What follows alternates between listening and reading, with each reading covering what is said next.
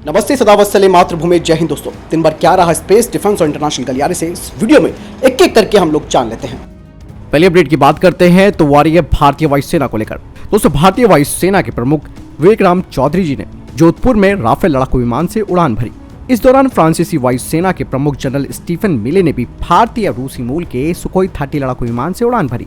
बता दें कि दोनों ही देश आपसी सहयोग को मजबूत करने के लिए जोधपुर में पिछले 10 दिनों से गरुड़ युद्धाभ्यास कर रहे हैं। बता दें कि भारतीय वायुसेना मुख्यालय में विवेक चौधरी से मिले ने मुलाकात की। इसके बाद मिले भारतीय वायुसेना के चीफ के साथ जोधपुर पहुंचे। वहीं विवेक चौधरी जी ने कहा कि फ्रांसीसी वायुसेना भी राफेल उड़ाती है, हम भी राफेल उड़ाते हैं, लेकिन हम राफेल के साथ कई अन्य विमान भी उड़ाते हैं। ये सीखना महत्वपूर्ण है कि हमारे दोस्त राष्ट्रों के साथ कैसे तालमेल बिठाया जाए। चौधरी जी ने कहा कि भारत के लिए 4.5 पीढ़ी के विमानों को अपनी लिस्ट में जोड़ना बेहद महत्वपूर्ण है। इस वक्त 4.5 पीढ़ी के विमानों के साथ साथ राफेल के 5 से 6 स्क्वाड्रन्स की आवश्यकता है।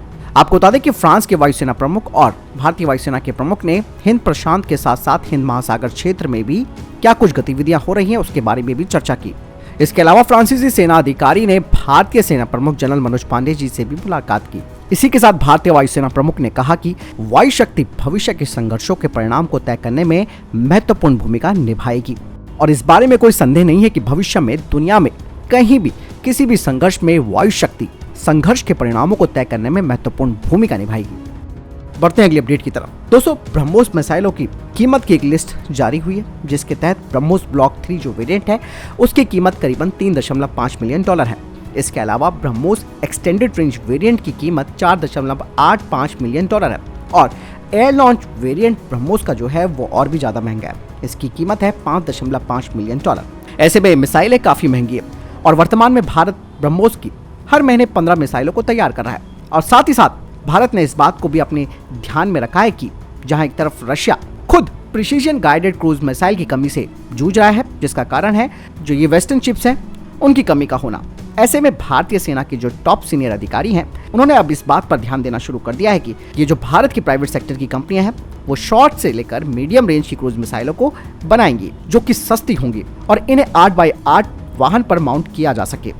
आपको बता दें कि प्राइवेट सेक्टर की कंपनियां पहले भी कम कीमत वाली टैक्टिकल क्रूज मिसाइल की पेशकश कर चुकी हैं जो कि काफी सस्ती हैं बनाने में भी, और अगर आवश्यकता इनके उत्पादन को बढ़ाने की हुई तो इसे भी बढ़ाया जा सकता है।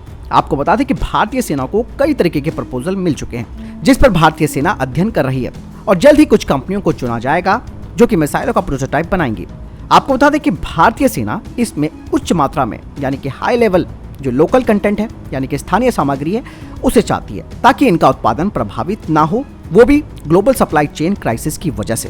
आपको बता दें कि भारत की सोलर इंडस्ट्री पहले ही अपनी कम कीमत वाली क्रूज मिसाइल की अलग अलग वैरायटियों की पेश कर चुकी है जिनकी रेंज 150 से 700 किलोमीटर है।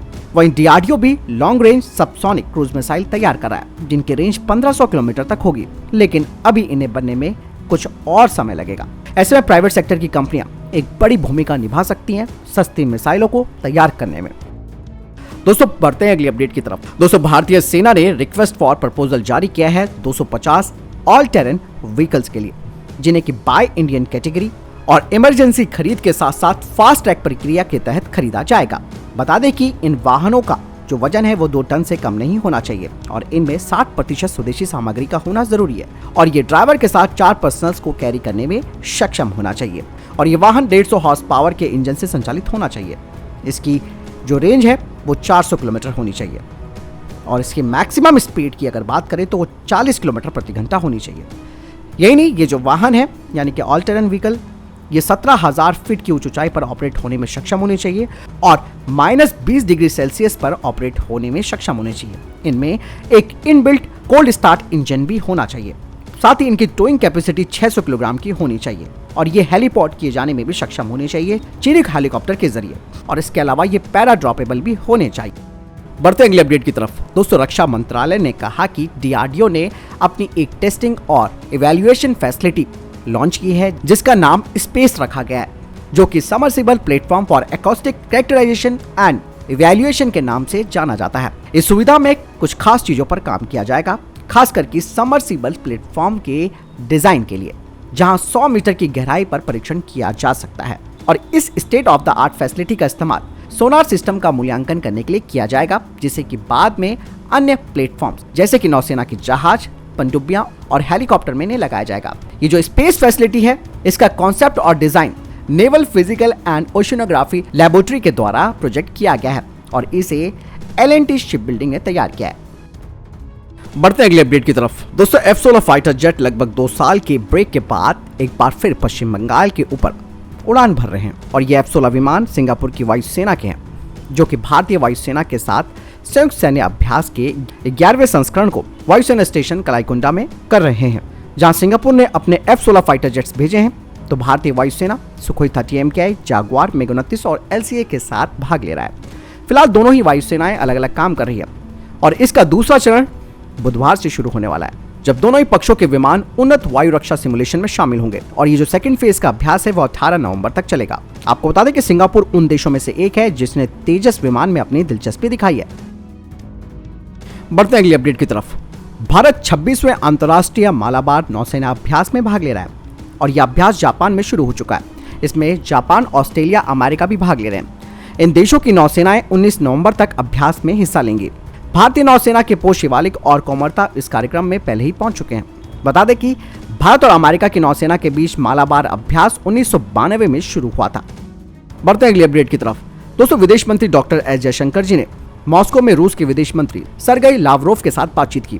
डॉक्टर एस जयशंकर जी ने कहा कि ये बैठक दोनों के बीच बढ़ते सहयोग, अंतर्राष्ट्रीय स्थिति और आपसी हितों को समर्पित है। साथ ही एस जयशंकर जी ने कहा कि पिछले कुछ सालों में कोविड महामारी के बाद से वैश्विक अर्थव्यवस्था वित्तीय दबाव और व्यापारिक कठिनाइयों के दौर से गुजर रही है।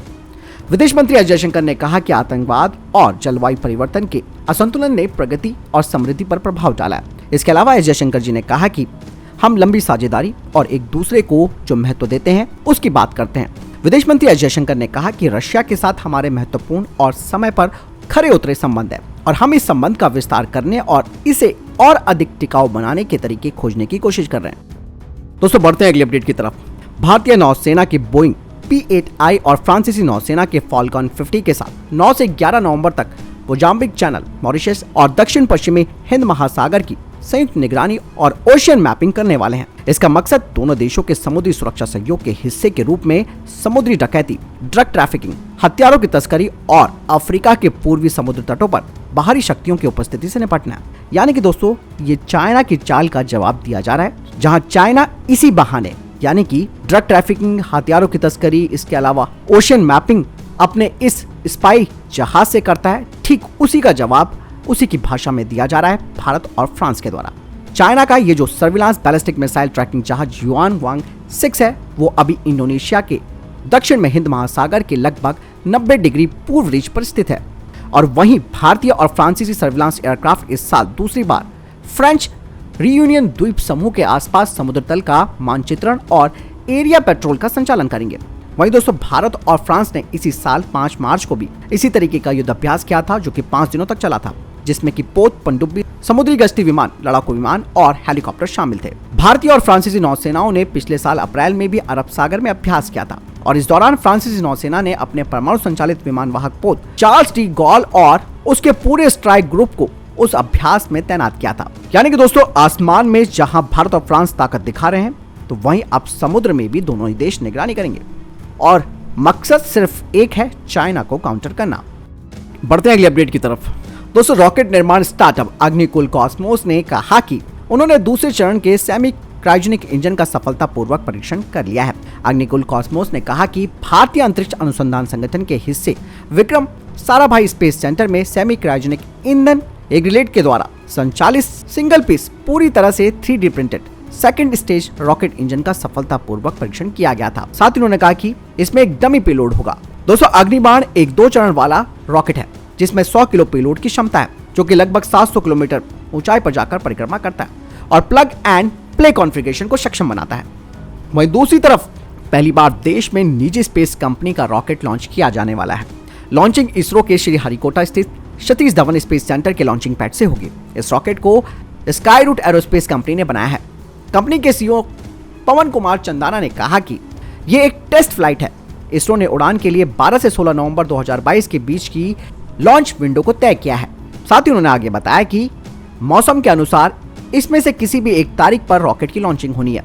रॉकेट का नाम विक्रम एस रखा गया है, जो कि भारतीय वैज्ञानिक और इसरो के संस्थापक डॉक्टर विक्रम साराभाई के नाम पर दिया गया है। साथ ही दोस्तों इस लॉन्च को मिशन प्रारंभ नाम दिया गया है। आपको बता दें कि विक्रम एस एक सब ऑर्बिटल उड़ान भरेगा और स्काईरूट देश की पहली वो निजी स्पेस कंपनी होगी जो ये बड़ा काम करने जा रही है। इसके लिए स्काईरूट और इसरो के बीच समझौता भी हो चुका है। विक्रम एस रॉकेट की बात करें तो ये रॉकेट सिंगल स्टेज का सब ऑर्बिटल लॉन्च व्हीकल है, जो अपने साथ 3 कमर्शियल पेलोड लेकर जा रहा है। ये एक तरीके का परीक्षण है। अगर इसमें सफलता मिलती है तो भारत निजी स्पेस कंपनियों के रॉकेट लॉन्चिंग के मामले में दुनिया के अग्रणी देशों में शामिल हो जाएगा। तो दोस्तों ये थे अभी तक के टॉप डिफेंस और स्पेस अपडेट्स। वीडियो के संबंध में कोई प्रश्न जवाब या आपको कोई सवाल है कमेंट सेक्शन में लिखकर जरूर पूछ सकते हैं। मिलता हूं नई जानकारी के साथ। चैनल को सब्सक्राइब कीजिएगा। जय हिंद, वंदे मातरम।